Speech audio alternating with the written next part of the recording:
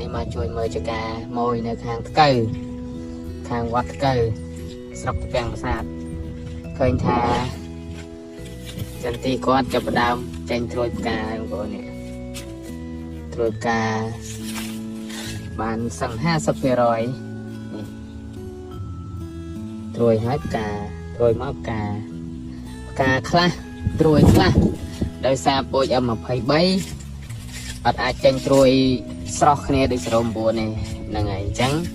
សម្រាប់តងផ្កាវាចេញតែនេះទៅតងមេនេះតងមេចេះឯងអត់តងផ្កាមួយអញ្ចឹង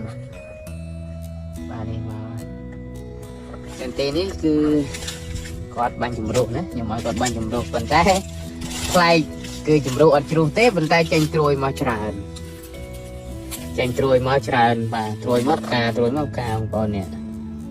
សិតតែត្រួយផ្កាតែម្ដងចេញមកហើយបានពាក់កណ្ដាលហើយបាទត្រួយផ្កា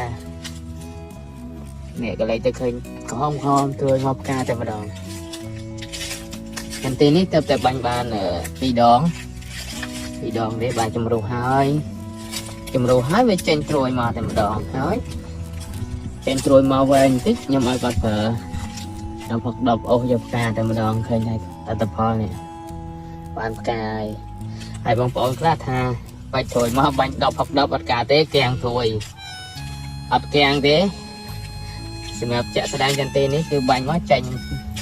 មកល្អអញ្ចឹងណា10 វាមិនអាចធ្វើឲ្យគាំងឬបាត់ត្រួយទេមិនមែនទេនេះចាក់ស្ដែងនេះបាញ់មកចេញអញ្ចឹងសារត្រួយផ្កាពេញចកាបងប្អូនណាចូល 50% បងប្អូនបាទអរគុណច្រើនបងប្អូន